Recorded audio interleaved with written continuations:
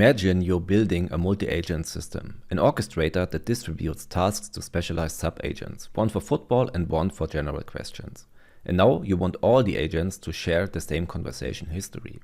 The user asks the football agent about the offside rule and later asks, what did we just talk about? Then the agent should know about that. So we want shared state between agents. That exact question came from the community. Someone commented on my last video, how is state managed between sub-agents in an A2A multi-agent system? When you are building an agent today, I would always recommend to use A2A.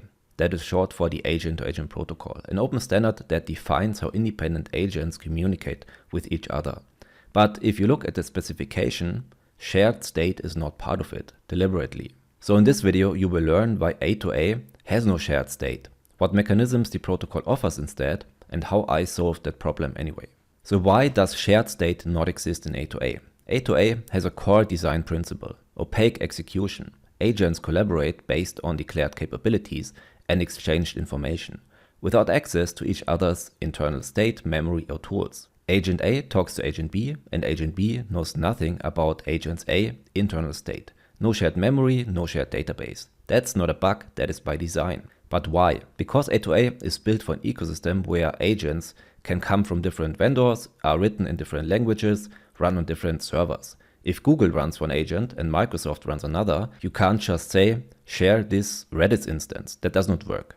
So in short, A2A gives you building blocks for communication, but no mechanism for shared state. But of course, the A2A authors knew you sometimes need to go beyond the core. And that's why there are extensions. So an extension is an addition that an agent declares in its AgentCard.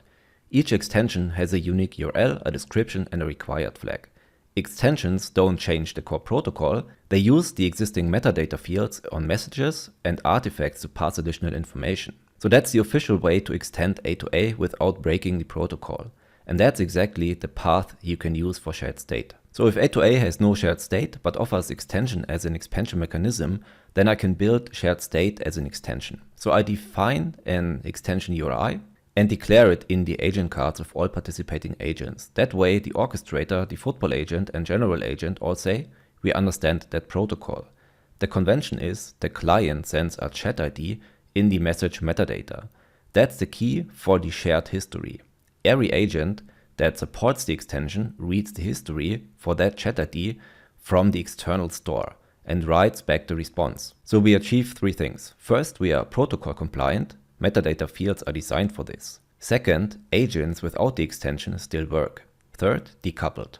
The agents don't share internal state, they share an external service through a defined interface. So that's the difference from shared memory. No access to each other's internal state.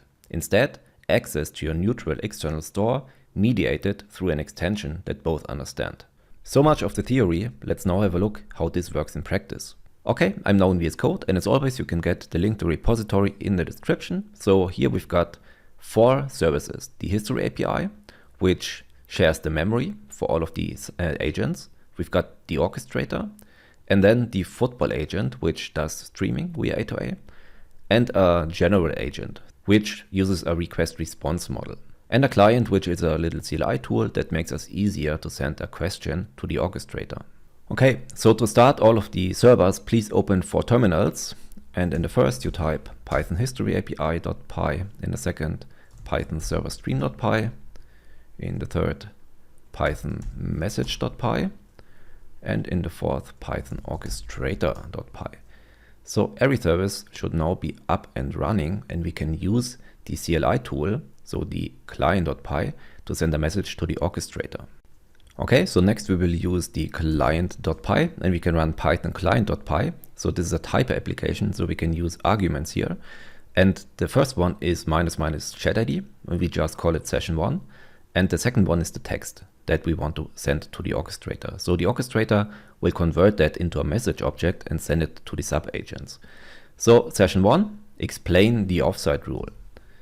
So now we make a request, and this will take a few seconds. So here we are, the football agent answered, the offside rule states that a player blah blah blah. So it was explained very well. And now we can also see that the history was stored under chat ID 1. So if we just type again, then based on the history, The orchestrator will again use the football agent, and the football agent will also get the history and answer the question again. So we can see that it's answered again. But if we use a different session ID, this will of course not work. So there is no history, and the text again does not mean anything. So it used the general message agent, and we received, could you provide more context or specify what you would like to clarify? Okay, as you could see, that approach works. So let's conclude the topic a little bit. So A2A has no built-in shared state for a good reason. But through extensions, you can add shared state without breaking the protocol. So my approach was I declared an extension URL, propagate a chat ID via message metadata, and use an external history stored as neutral data layer. That is totally protocol compliant, optional, and decoupled. If you liked the video, then leave a like, and I see you in the next video. Bye bye.